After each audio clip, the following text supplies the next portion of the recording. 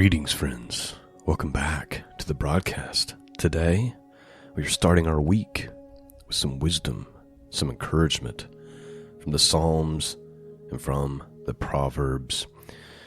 And I gotta tell you, it's a great privilege to be up at 5:30 in the morning. The quietness of the early morning and the early solitude, and to just have the privilege to stare into the Word of God and study it and share it with all of you is such an immense blessing.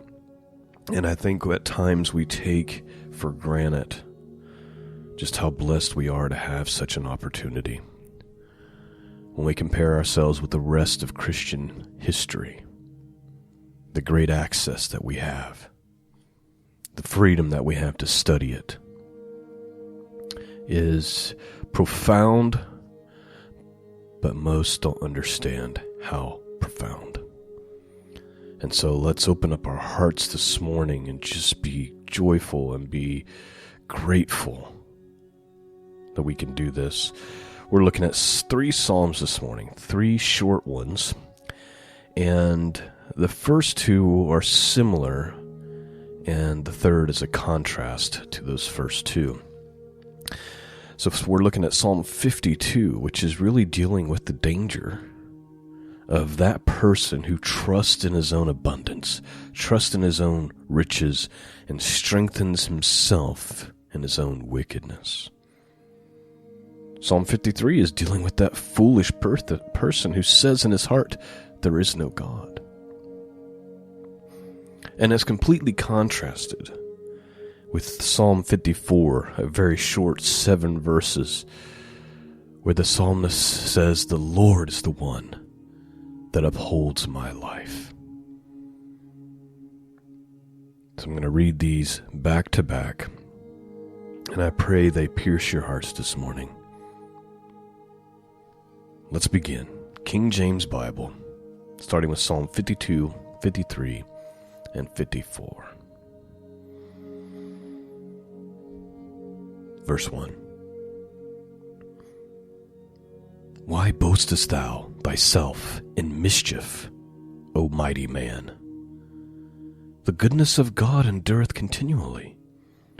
Thy tongue devises mischiefs, like a sharp razor, working deceitfully. Thou lovest evil more than good, and lying rather than to speak righteousness. Thou lovest all devouring words, O deceitful tongue. God shall likewise destroy thee forever. He shall take thee away, and pluck thee out of thy dwelling place, and root thee out of the land of the living. The righteous shall also see and fear, and shall laugh at him. Lo, this is the man that made God, not his strength, but trusted in the abundance of his riches, and strengthened himself in his wickedness. But I am like a green olive tree in the house of God. I trust in the mercy of God forever and ever.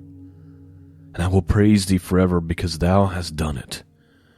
And I will wait on thy name, for it is good before thy saints. So please note, the Psalm 52 here, it starts with an important question. Why boastest thou thyself in mischief, O mighty man? The goodness of God endureth continually. It's like, why are you so foolish as to think that you're in control here? Why are you trusting in yourself and in your wealth and increasing in wickedness and trusting and strengthening yourself in wickedness? Don't you know that God's grace and mercy endures forever?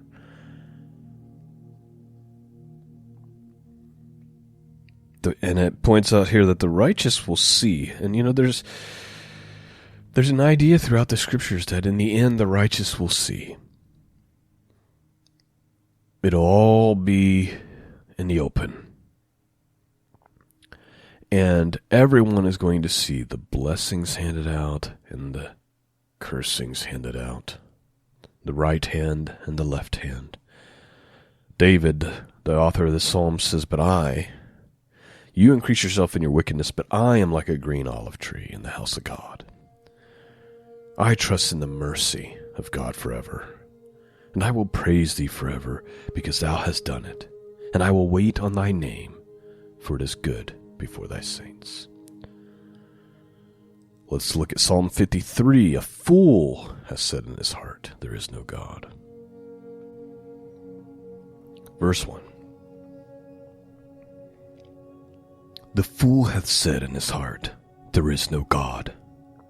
Corrupt are they, and have done abominable iniquity. There is none that doeth good. God looked down from heaven upon the children of men to see if there were any that did understand, that did see God. Every one of them has gone back. They are altogether become filthy. There is none that doeth good. No, not one. Have the workers of iniquity no knowledge, who eat up my people as they eat bread? They have not called upon God. There were they in great fear where no fear was, for God hath scattered the bones of him that encampeth against thee. Thou hast put them to shame, because God hath despised them. O that the salvation of Israel were come out of Zion. When God bringeth back the captivity of his people, Jacob shall rejoice, and Israel shall be glad. Again, Psalm 53 is similar to Psalm 52 in that it's dealing with this foolishness of the wicked. In 52, it's the wicked who trusts in himself, trusts in his own riches, and continues to strengthen himself in his own wickedness. He has no thought of God. Psalm 53 is dealing with somebody who's even worse. The scriptures call him a fool, because he has said in his heart, there is no God, and I am free to do and live how I please. And they eat up God's people like bread. And the problem is that they end up getting scattered. They have fear where there is no fear. They run when no one is chasing them, because ultimately God is the one in control. Now, 7 more verses from our Psalms this morning. We're going to read Psalm 54. Complete different contrast. This is about an attitude, not unlike the wicked who trust in themselves or say in their heart there is no God. This is an attitude that says, it is the Lord who holds me up, who upholds my life. Verse 1. Save me, O God, by thy name, and judge me by thy strength. Hear my prayer, O God, give ear to the words of my mouth. For strangers are risen up against me, and oppressors seek after my soul. They have not set God before them. Behold, God is mine helper. Lord is with them that uphold my soul. He shall reward evil unto my enemies, and cut them off in thy truth. I will freely sacrifice unto thee. I will praise thy name, O Lord, for it is good. For he hath delivered me out of all trouble, and my eyes hath seen his desire upon my enemies. So right out of the gate, the psalmist is calling to God, save me. Hear my prayers, O God. Why? Because there's these people, these strangers who have risen up against me. They're oppressing me. They seek after my soul. And they have not acknowledged God, right? They have not set God before them.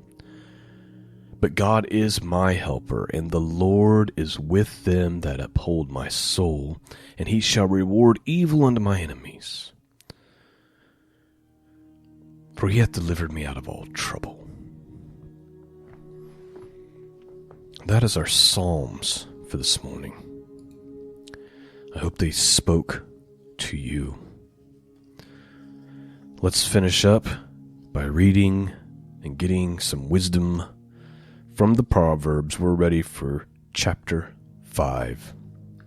Let's begin. Verse 1. My son, attend unto wisdom, and bow thy ear to my understanding, that thou mayest regard discretion, and that thy lips may keep knowledge. For the lips of a strange woman drop as honeycomb, and her mouth is smoother than oil. But her end is bitter as wormwood, sharp as a two-edged sword. Her feet go down to death, her steps take hold on hell. Lest thou shouldest ponder the path of her life, her ways are movable, that thou cannot know them. Hear me, therefore, O you children, and depart not from the words of my mouth. Remove thy way far from her, and come not nigh the door of her house. Lest thou give thy honor unto others, and thy years unto the cruel, lest strangers be filled with thy wealth, and thy labors be in the house of a stranger. And thou mourn at the last when thy flesh and thy body are consumed. And say, how have I hated instruction, and my heart despised reproof, and I have not obeyed the voice of my teachers, nor inclined my ear to them that instruct me. So please note, before we read the second half here, remember that these Proverbs are written to Solomon's sons. He's warning them about all the dangers in life, and one that he consistently warns about is the strange woman. And what he's dealing with here is essentially a woman who is not your bride. It's a warning really against adultery. You'll see often he'll say, stay with the one who was yours from your youth, right?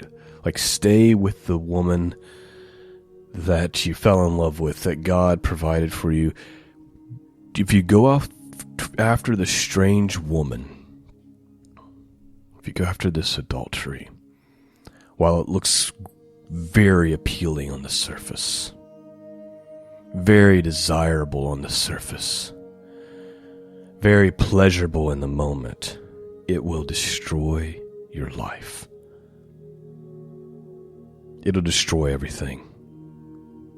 It'll destroy your family, your wealth, your reputation, your relationship with God. All of these things, everything is on the line. Matthew Henry says this: Solomon cautions all young men as his children to abstain from fleshly lust, some by the adulterous woman. Here understand idolatry, false doctrine, which tends to lead astray men's minds and manners. But the direct view is to warn against the seventh commandment sins. Often these have been and still are Satan's method of drawing men from the worship of God into a false religion. Consider how fatal the consequences, how bitter the fruit. Take it in any way and it wounds.